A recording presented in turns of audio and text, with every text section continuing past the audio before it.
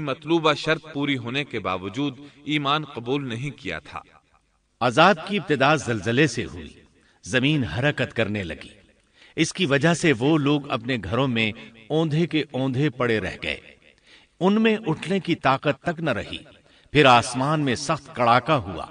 اس کی ہولناک دہشت انگیز چنگھاڑ نے ان کے بھیجے پھاڑ کر رکھ دیے، ایک ہی لمحے میں ایک ساتھ وہ سب ڈھیر ہو گئے۔ ان کی ہلاکت اور تباہی کو بیان کرتے ہوئے اللہ تعالی سورۃ الذاریات آیات 43 تا 45 میں فرماتے ہیں،